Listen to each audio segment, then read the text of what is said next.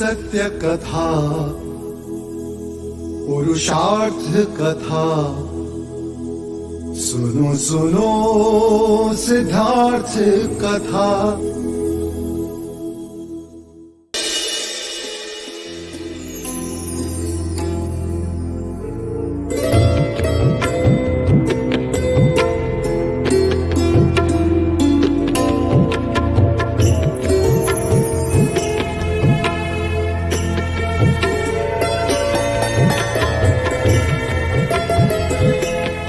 आज से मेरे सारे सुख तुम्हारे और तुम्हारी सारी पीड़ा मेरी।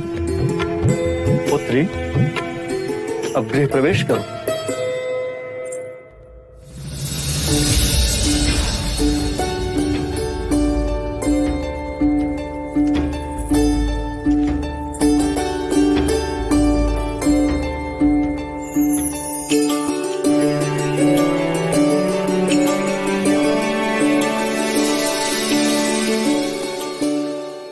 अमिता दीदी, कदाचित आप प्रथम माता हैं जो अपनी पुत्री के गृह प्रवेश को देख रही हैं।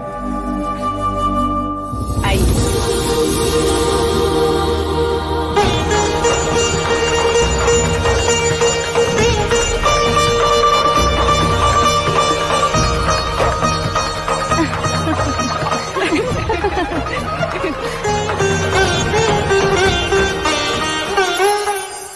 देखते हैं कौन ये अंगूठी खोज पाता है। जो पहले खोजेगा गृहस्थ जीवन में वही निर्णायक होगा। फिर तो मेरी पुत्री यशोधरा ही जीतेगी। नहीं नहीं महादेवी, सिद्धार्थ ही जीतेगा। अच्छा।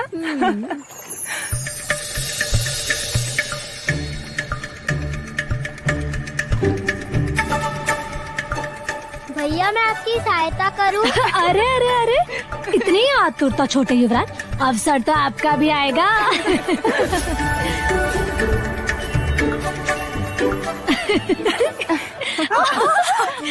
लो, मेरी पुत्री यश जीत गई। वो तो सिद्धार्थ जानबूझकर हार गया, क्यों युवराज? अर्थात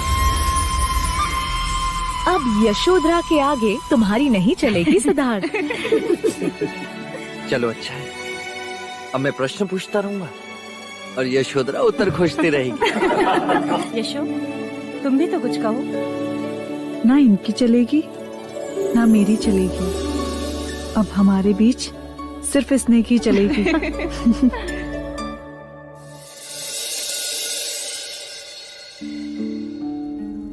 आज आपके नगर वधू की परीक्षा है। देखते हैं गरजते बादल आज बरसते हैं या नहीं। लगता है आपने अम्रपाली को देखा नहीं, अन्यथा आप अग्नि परीक्षा ना करते।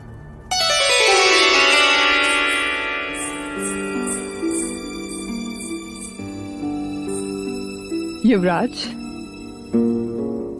वैशाली की नगरवधु अम्रपाली की ओर से प्रणाम स्वीकारें और आपकी विवाह की खुशी में मेरी ओर से नृत्य की भेंट स्वीकारें।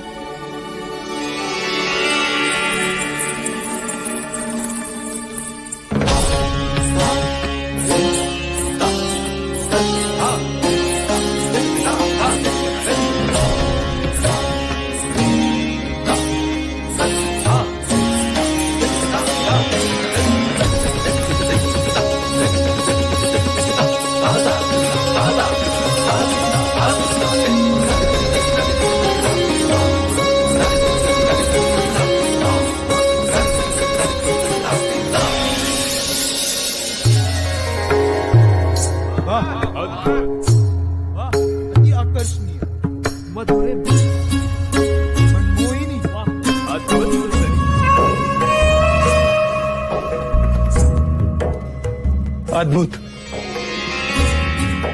ऐसा रूप, ये तो स्वर्ग की अप्सरा है। अम्रपाली,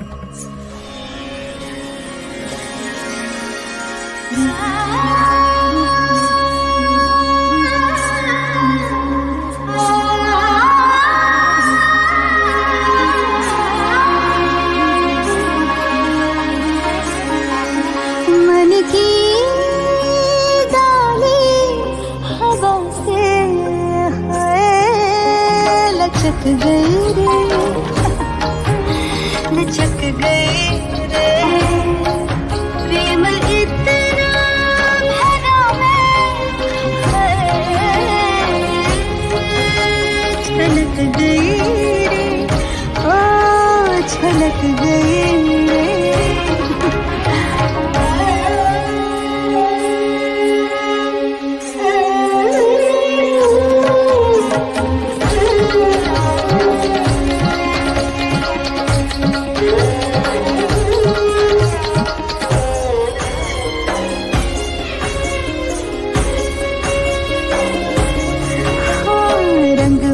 रूप की मैं हूँ मंदाकिनी। मेघ में मैं बस बन के सौदामिनी। हाँ, दसों दिशाओं में शोभित है मेरी छवि। सर झुकाए मुझे चंद्रमा और रवि। देवताओं को भी जिसने मोहित किया, कामिनी आज वो क्या बहक गई रे, ओ बहक गई रे। प्रेम इतना भरा छलक गई, छलक गई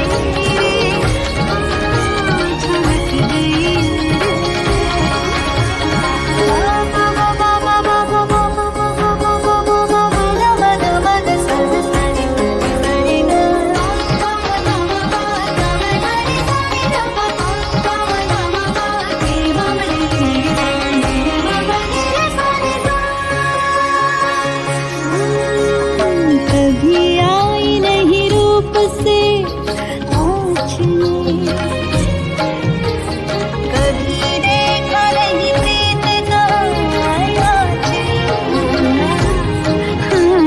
तन पे मेरे अब उन नैनों की छाप है। कौन सोचे कि ये पुण्य है पाप है। राह सच की दिखाओ किस यार को, हाँ भटकना मुझे मैं, ओ भटक गई रे, आ भटक गई रे। प्रेम इतना भरा छलक गई रे, छलक गई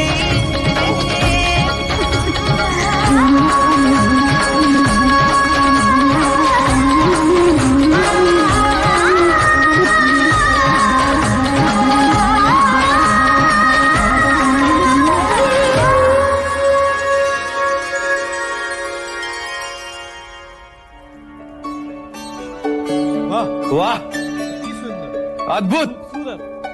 ऐसा नृत्य मैंने इससे पहले कभी नहीं देखा। वाह,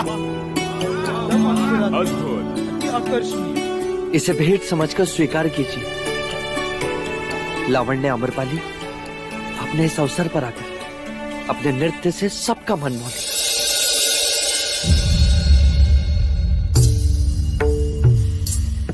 मैं इसे स्वीकार नहीं कर सकती। क्यों नहीं कर सकती देवी? क्योंकि मैं आपसे कुछ और भेंट चाहती हूँ। क्या? इस हार के बदले मुझे एकांत में आप कुछ घड़ियां दे दे तो? हाँ हाँ, क्यों नहीं, अवश्य। हमें खुशी होगी।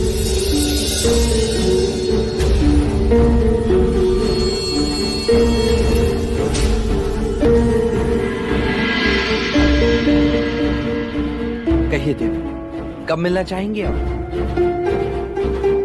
धृष्टता ना हो तो इसी वक्त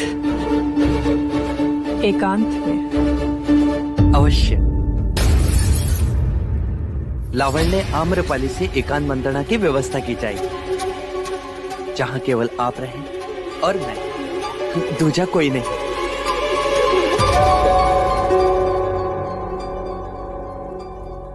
परंतु एक प्रश्न है। मेरे मैं अकेला नहीं, मैं और गोपा मिलकर मैं बनते हैं।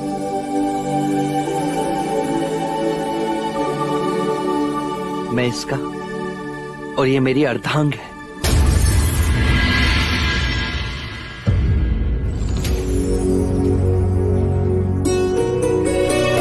इतना प्रेम?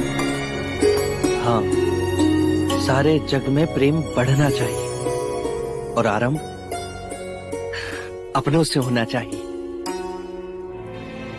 यदि आप प्रेम की भावना समझती हैं तो कृपया इस माला को स्वीकार करें।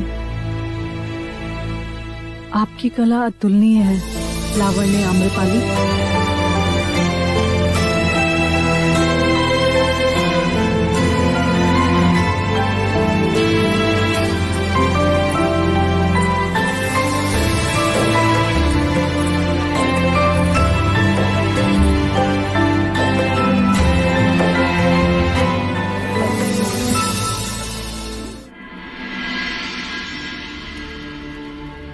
कब से देख रही हूँ, आज हमारी लावण्या का मन कहीं और ही भटक रहा है। मुझे राजकुमारी यशोधरा से ईर्ष्या हो रही है। युवराज सिद्धार्थ उनसे कितना प्रेम करते हैं। परंतु ईर्ष्या कैसी देवी? आप क्या किसी राजकुमारी से कम हो? संपूर्ण संसार के राजा और राजकुमार आपकी एक दृष्टि के लिए तरसते हैं। क्या ये प्रेम नहीं है? नहीं उषा, वो केवल वासना है। उनमें से ऐसा कोई नहीं जिसकी दृष्टि के लिए मैं तरसूं। सभागृह में सभी राजाओं की दृष्टि मेरे शरीर पर सांप की तरह रेंग रही थी। और सिद्धार्थ की दृष्टि में मैं जैसे उपस्थित ही नहीं। मेरे कितने प्रयत्न करने के बाद भी वो मोहित नहीं हुआ। मुनियों की भांति देखता रहा। इसमें दुखी होने की कोई बात नहीं। आप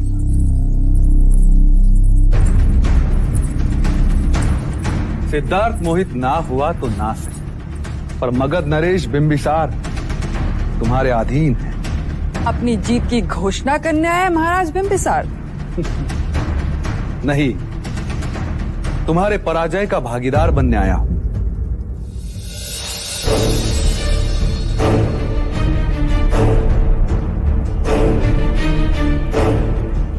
चाहे तुम शर्त भले ही हार गई हो देवी, पर आज से तुम हमारे मगध की सीमा वाले श्रृंगार महल की रानी हो।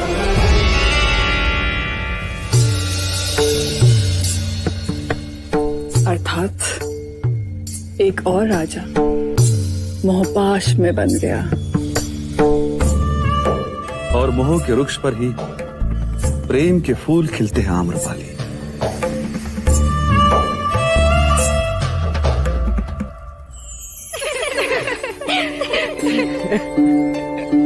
युवराज, आज आपने इस नीरू का सपना तोड़ दिया।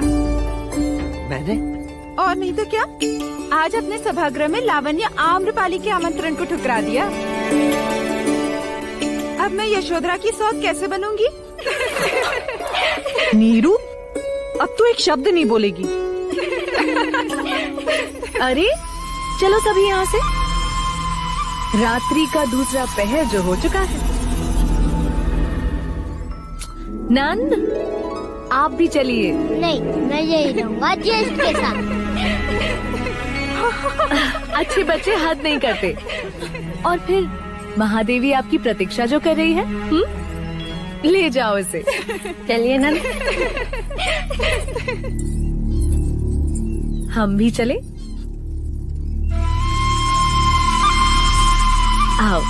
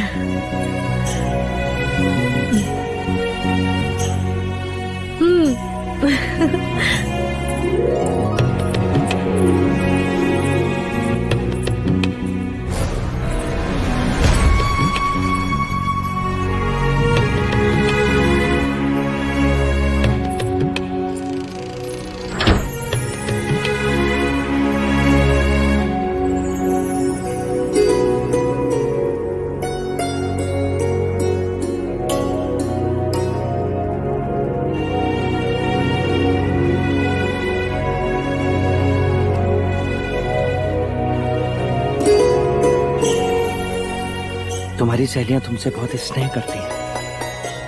हाँ, जितना चन्ना आपसे करता है।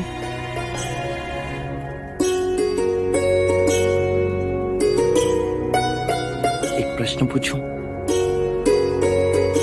मना करूंगी तो मानोगे? नहीं ना?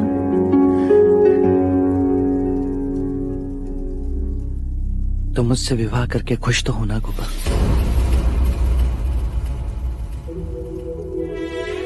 ये कैसा प्रश्न है?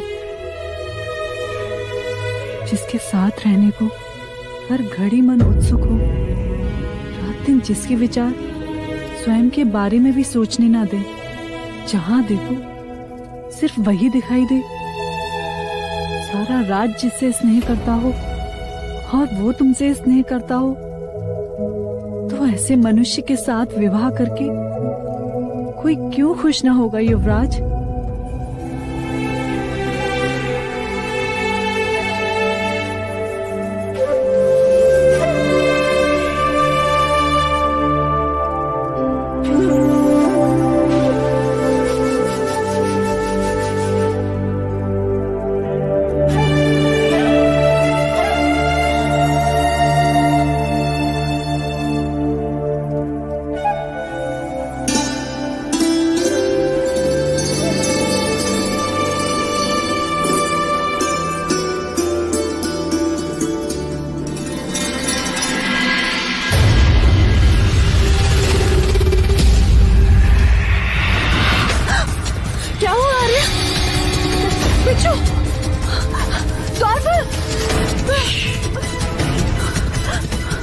किसी को मत बुला।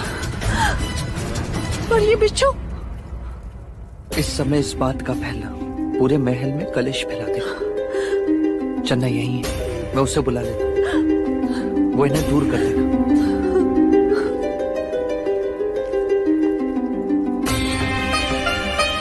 चन्ना,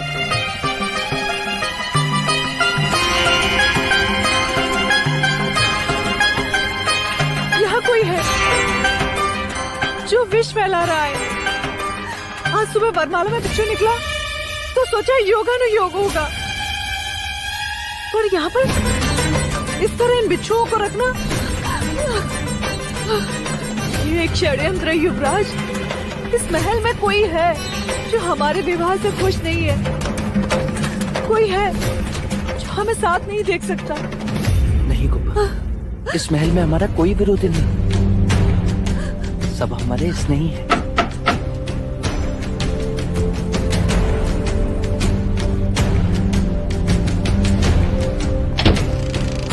आगे युवराज।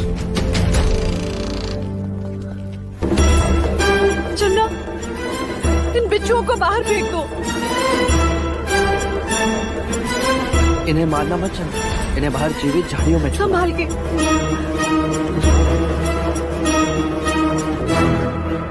अब कोई भय नहीं। अब मैं इस खंड में नहीं रह सकती, मैं यहाँ नहीं सो सकती। लेकिन गोपा, इस समय हम जाएंगे कहाँ? यदि महल में भी कहीं गए तो सब हमसे प्रश्न करेंगे। आज्ञा हो तो मैं कुछ कहूँ? कहो चन्ना। मैंने आप दोनों के लिए कुछ सोचा था। इस संयोग से ये अवसर मिला है, क्या आप दोनों मेरे साथ चलेंगे?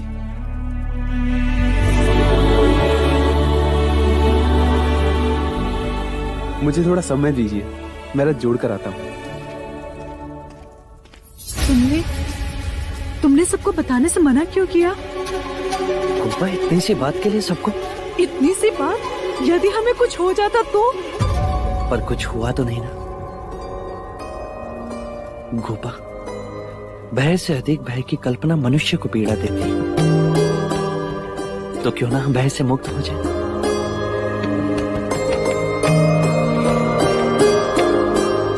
चलो हम इस महल से भाग चलते हैं।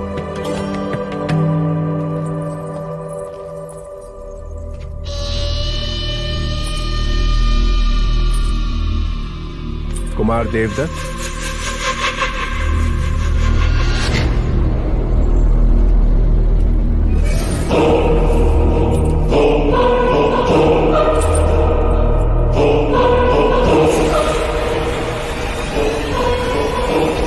मुद्राएं उठाने से पहले मेरे एक प्रश्न का उत्तर दे कार्मिक। क्या कार्य संभाला तुझे? सत्य कथा, पुरुषार्थ कथा, सुनो सुनो सिद्धार्थ कथा।